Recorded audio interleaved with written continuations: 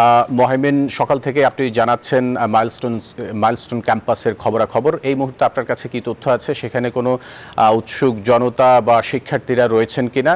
আর রোববার ক্লাস শুরু হবে নাকি রোববার সিদ্ধান্ত নেওয়া হবে কবে থেকে ক্লাস শুরু হবে?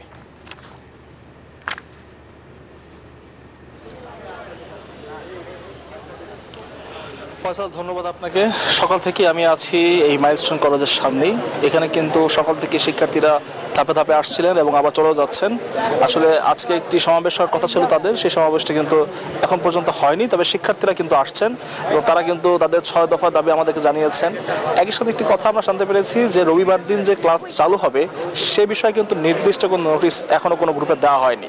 তবে পূর্ব ঘোষণা অনুযায়ী কিন্তু আজকে মাইলস্টোনের ট্র্যাজেডি যে ছুটির দিনগুলো দেওয়া হয়েছিল 23-24 তারিখ, তার শেষ দিন এবং আগামী শুক্র শনি কিন্তু বন্ধ থাকবে সরকারি ছুটিতে। তাই স্বাভাবিকভাবে রবিবার ক্লাস চালু হবে বলে ধারণা করেছেন শিক্ষার্থীরা। তবে এখন পর্যন্ত কোথাও কোনো নোটিশ আমরা পাইনি। আমরা কথা বলছি শিক্ষকদের সাথে, শিক্ষকদের মধ্যে কয়েকজন আমাদেরকে জানিয়েছেন যে রবিবার দিন কিন্তু প্রশাসনিক কার্যক্রম চলবে বলে তাদেরকে জানানো হয়েছে। এমনকি রবিবার দিনই সিদ্ধান্ত নেওয়া হবে যে কিভাবে ক্লাস চলবে। তো এখন পর্যন্ত একটা দ্বিধাদ্বন্দ্ব চলছে। আমরা যোগাযোগ করার চেষ্টা করেছি প্রতিষ্ঠানটির অধ্যক্ষের সাথে, তিনি আমাদের ফোন ধরেননি। তবে আমরা শিক্ষকদের জানতে পেরেছি যে রবিবার দিন আসলে প্রশাসনিক কার্যক্রম চলবে। তবে শিক্ষার্থীদেরকে এখনো কোনো স্পষ্ট নোটিশ দেওয়া হয়নি যে সেদিন ক্লাস চলবে কিনা। যদিও শিক্ষার্থীরা বলছেন তারা ছুটি যেহেতু শেষ আজকে, সেই হিসাবে রবিবার দিন ক্লাস হবে, তবে তারা ক্লাসে আসবেন না। কারণ এই মুহূর্তে তারা কিন্তু ট্রমাটাইজড। এত বড় একটি ঘটনা, বিশেষ করে আমরা কথা বলছিলাম ক্লাস 6-এর সাকলাইনের সাথে, সে কিন্তু আমাদেরকে জানিয়েছেন তার চোখের সামনে তার বন্ধু মারা গিয়েছে। তো এই অবস্থায় সে একই ক্লাসে বসে ক্লাস করাটা তাদের জন্য অনেক কষ্টের হয়ে যাবে।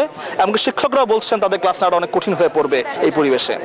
তো এখান থেকে এই ছিল এখন পর্যন্ত আমার কাছে সর্বশেষ তথ্য। মহিমিন, আপনাকে ধন্যবাদ। চট্টগ্রাম থেকে ঢাকার উদ্দেশ্যে রওনা দেয়া বিমান বাংলাদেশের একটি ফ্লাইটে যান্ত্রিক ত্রুটি দেখা দেয়ায় ফের চট্টগ্রামে ফিরে এসেছে।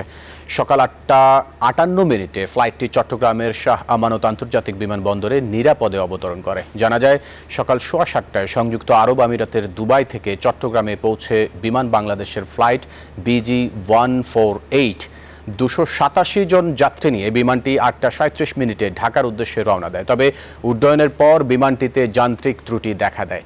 এ কারণে বিমানটি গতিপথ পরিবর্তন করে ফের চট্টগ্রামে ফিরে আসে। নিরাপদে আছেন ফ্লাইটের যাত্রীরা।